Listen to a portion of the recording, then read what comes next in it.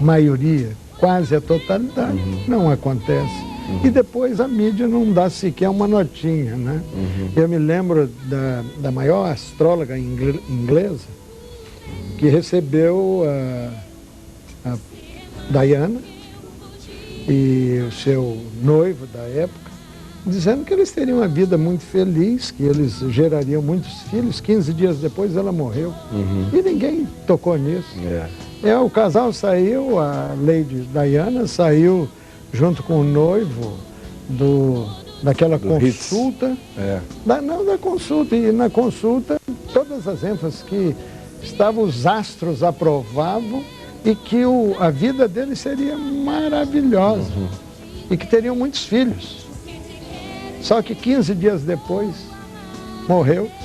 Eu acho que a psicologia desse tipo de previsão e da utilização dessa mecânica de oráculos funciona a partir de 3 coisas.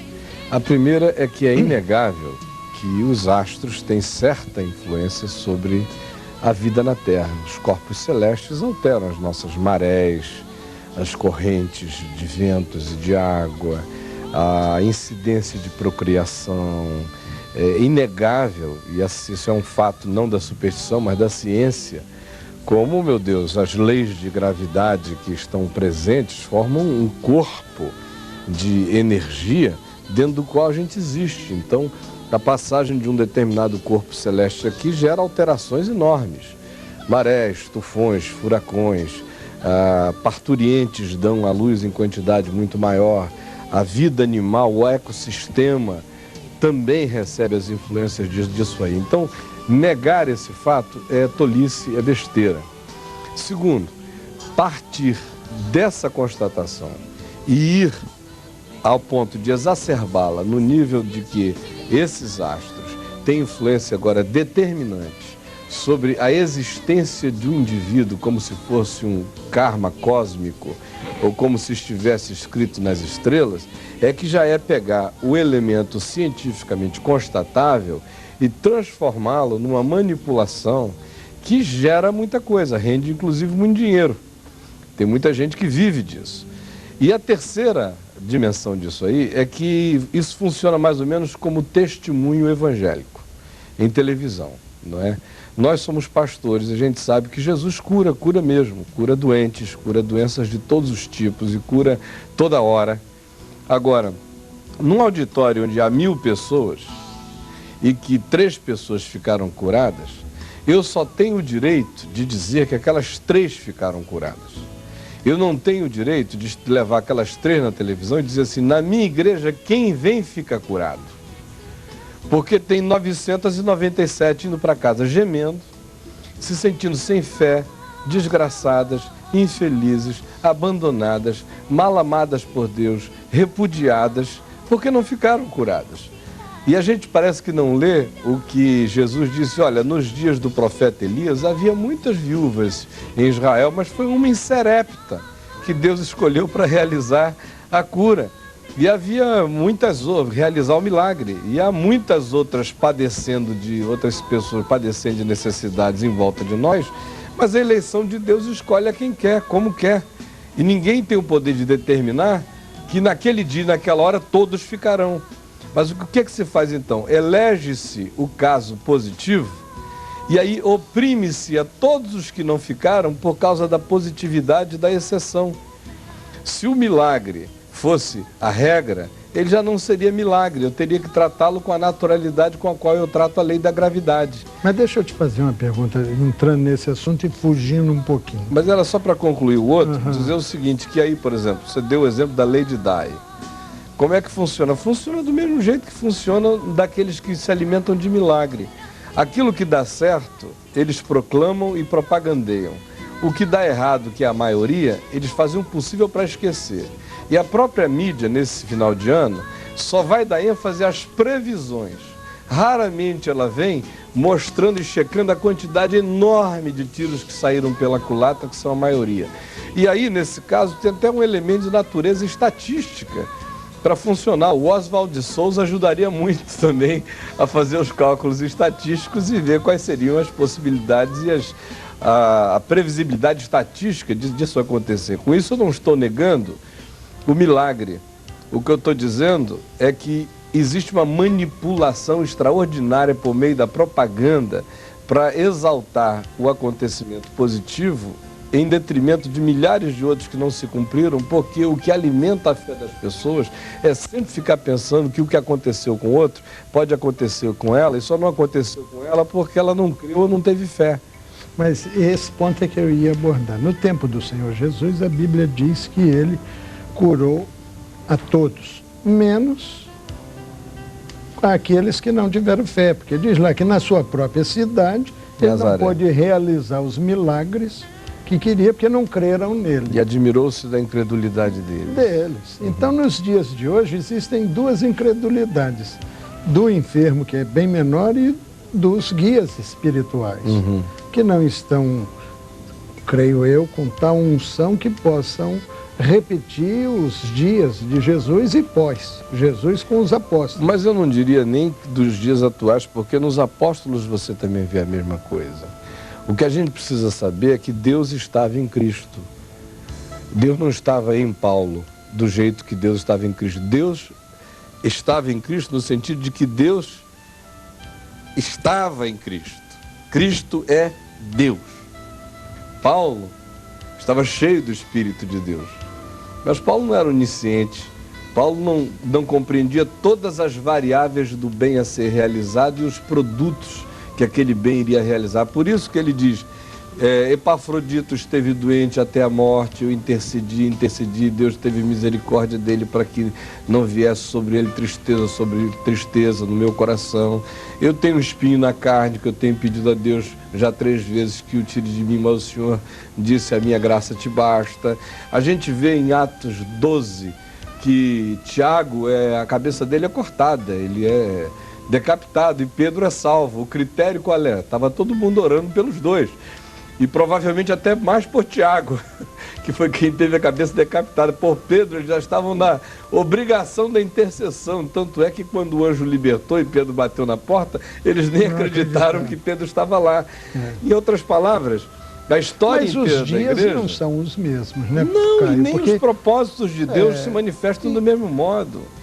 Não é? A gente tem horas em que a abundância dos sinais evidencia uma quantidade enorme de curas extraordinárias. Outras vezes, a fé tem que acontecer naqueles momentos de silêncio. Mas eu não estou falando objetivamente, exclusivamente da cura. Eu estou muito mais na palavra que diz que os olhos do Senhor passeiam sobre a terra e vê um coração que seja só dele e o fará forte. O que eu vejo hoje, nós estamos desviando do assunto, o que eu vejo hoje são corações que não são totalmente dele, que estão envolvidos com outras coisas e outras mazelas, e isso impede que haja essa manifestação, seja a cura num clamor coletivo ou a cura num silêncio, ou a salvação, que para mim continua sendo e será sempre a maior maravilha, o milagre dos milagres, a salvação, a pessoa se arrependendo e sendo transformada a sua vida. E o poder que transformou água em vinho transforma aquela vida ali. É nessa direção que eu estou. Me parece que... Nós estamos vivendo um momento apocalíptico, eu pessoalmente não tenho a menor dúvida disso. E a grande questão nesse momento é quando vier o Filho do Homem, porventura encontrará fé na terra? Se não abreviar. E aí o que a gente vê? Não existe nenhuma previsão bíblica de diminuição do crescimento da religião. Ao contrário, um dos sinais da vinda de Jesus é a apostasia. A apostasia só acontece com aqueles que creram um dia e que se desviaram dessa fé original. Então, um dos sinais é de que haverá uma quantidade tão grande de pessoas que criam em Jesus e que transformaram a fé em Jesus num outro evangelho. Esse é um sinal terrível. Isso a gente assiste aturdidos em volta de nós acontecendo. Eu estava lendo essa semana um livro de Lutero chamado The Talk Table of Martin Luther, que eram as conversas dele com Melanchthon, um amigo dele, em volta da mesa. E você fica lendo aquilo ali, chega a dar tristeza de ver tanta pureza de coração, tanta esperança de que as coisas fossem ser diferentes, de que aquele movimento que estava começando fosse recuperar as purezas da fé apostólica. E eu olhando e disse, pobre Lutero, se ele acordasse hoje, ligasse a televisão e visse o pessoal vendendo o sangue de Jesus em saquinho, se ele visse toda a parafernália que está acontecendo aí, e a exploração do mercado da fé, porque é um grande mercado, isso virou um bazar de milagres para serem vendidos, né? E é uma coisa assim asquerosa, triste. Isso é uma grande apostasia, das mais nojentas, das mais feias que a história já conheceu. Aí você pergunta, mas não existem curas acontecendo nesse meio? Claro que sim, porque só existe um mediador entre Deus e os homens, Jesus Cristo, o homem. Então a Dona Maria que está lá sofrendo, dolorida, toda arrebentada, pedindo misericórdia a Deus, não interessa se entre ela e Deus tem um lobo vestido de pele de ovelha. O amor de Deus é tão extraordinariamente grande que ele passa por cima do lobo vestido de pele de ovelha por amor a Dona Maria, que é o que ele faz todos os dias. E esse é que é um amor extraordinário, é o amor do Deus de Oséias, que fez Oséias ter que colocar sementes na varanda de Gomer, enquanto ela se prostituía com os homens lá dentro, para de manhã cedo ela abrir a porta e pensar que tinham sido os seus amantes que lhe fizeram aquele favor. E o Senhor dizendo, assim como Israel, que se prostitui com os Baalins, pensando que são eles que abrem as sementes, que dão a chuva, que fazem os milagres acontecer, sem saber que sou eu, mas ele consegue ser também esse amante na surdina, por causa da fidelidade a ele mesmo, ao seu amor. Agora imagina, se ao invés de lobos vestidos de ovelha, o que houvesse fosse uma legião de gente boa de Deus, santa de Deus, querendo dar glória a Deus com o que estivesse acontecendo, sem que aquilo fosse uma máquina apenas de arrecadar dinheiro, de explorar as pessoas.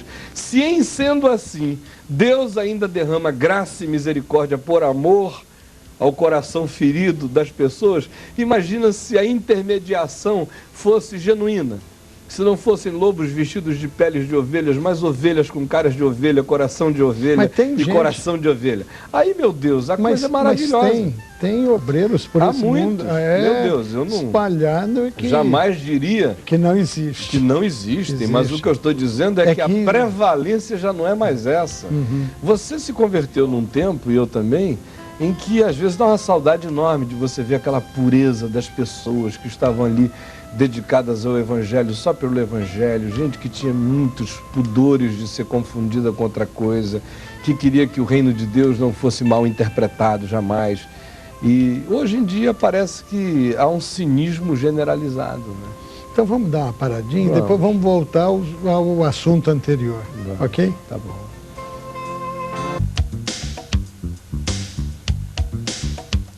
O Atim Creche Escola oferece o melhor ensino ao seu filho, de janeiro a janeiro. Música, yoga, computação e muito mais. Atim Creche Escola, 35 anos de experiência em educação. Tendo eles testificado a palavra do Senhor, anunciaram o Evangelho.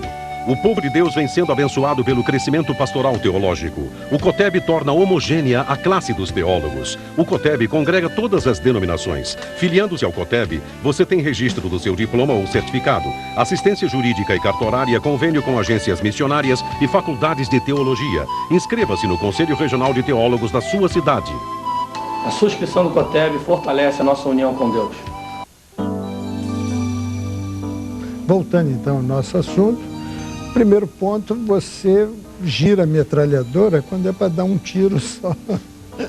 Você era sobre as previsões e nós acabamos indo mais fundo e noutra direção. Mas, e que também não é mistério. Só é um chutômetro.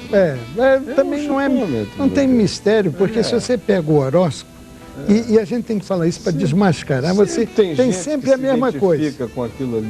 É a mesma coisa sempre. Porque os pobres sempre o tendes convosco. Então, se você fizer algumas previsões, não importa se elas sejam repetidas. Eu me lembro quando eu tinha meu programa de televisão na TV Globo em Manaus, o cara que fazia o horóscopo era um amigo meu. Então, eu chegava lá na produção e dizia o seguinte: hoje eu vou pegar esse peixe hoje vai ser esse, já tinha tudo lá montado. E todo dia tinha gente dizendo que tinha batido. Meu Deus, é a coisa mais óbvia do mundo. É claro que se você está num veículo de comunicação de massa, você vai ter sempre uma quantidade enorme de pessoas se identificando com aquilo. Mas, porque há um ramo, né? É igual profecias, que dizem que é profetadas, né? Eu sentado aqui no sofá, eu podia fazer uma profecia agora. Eu pego na tua mão e digo, você teve uma decepção muito grande. Eu posso dizer, essa senhora que está sentada aí nesse sofá azul de Napa, e que acabou de... A empregada gritou da sala, da cozinha, de que o arroz está acabando. Aí já tem alguém que já deu um susto, porque acabou de acontecer isso na casa de 100. Nós estamos entrando na casa de milhares. E não importa o dia em que entrar, que sempre vai ter. E aí eu posso sair multiplicando aqui as construções, porque a minha imaginação é fertilíssima. E daqui a pouco tem um monte de gente. Esse homem, meu Deus, é um profeta de Deus extraordinário. E se eu fechar o olho e tremer a mão, aí é que vão pensar que foi mesmo. E mas foi só um fenômeno de manipulação grupal. Com isso eu não estou dizendo que Deus não fala. Quando Deus fala, Ele fala mesmo, chama pelo nome, dá o teu endereço. Como essa semana eu recebi um telefonema de Manaus, de um rapaz que Deus me ajudou a levar a Cristo há 25 anos atrás. Foi uma coisa extraordinária. Ele disse, olha, ele estava num prédio querendo se matar. Quando ele ia pular da janela, ele disse que ouviu uma voz dizendo, procura o Caio. Ele não sabia quem era. Ele ia cair, procura o Caio. Procura o Caio. Aí ele saiu, entrou no fusquinha dele, saiu a cidade, tinha 1.200.000 habitantes naquele tempo.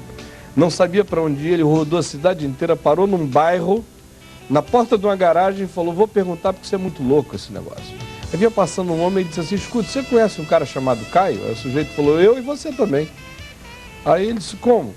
Naquele tempo eu tinha 19 anos, não era tão conhecido. Era você? Não, ele tinha parado na garagem da minha casa. Ele já entrou chorando. Meu Deus, isso aí é uma obra de Deus extraordinária.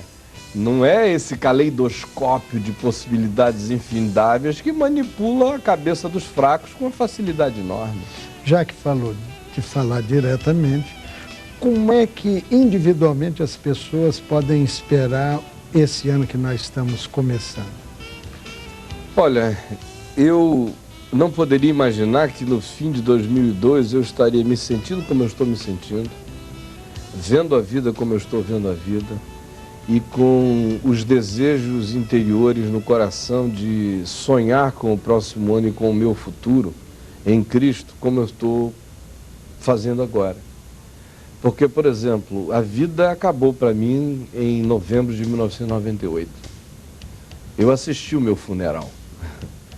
Eu assisti o meu funeral em todos os sentidos, uma quantidade enorme de pessoas que eu julgava que eram amigas, que não foram, de pastores que tinham andado comigo décadas e que desapareceram, de pessoas que empenhavam todas as formas de solidariedade e que de repente passaram a por trás me denegrirem para além de toda possibilidade e para além de todo e qualquer motivo que eu tivesse dado a elas para fazer. E o meu coração caiu numa falência total, porque a minha família se desconjuntou, porque o ministério que Deus tinha me dado o privilégio de construir durante 27 anos ruiu em razão das coisas que estavam me acontecendo, porque do ponto de vista da política nacional, institucional e da percepção pública da minha imagem, não só no meio evangélico, mas fora do meio evangélico, eu terminei o ano atrelado a uma quantidade enorme de suspeições. E aí acordar depois daquilo e virar de 98 para 99, você não queira saber a desgraça que foi. Uma vontade enorme de todo dia deitar e pedir a Deus que meu coração parasse durante a noite. Eu não queria mais viver. Eu não queria me assistir. É horrível você assistir ao seu funeral de cor presente e você vivo. Então, eu estou aqui hoje, na virada de 2002 para 2003, para dizer que as misericórdias do Senhor são a causa de não sermos consumidos.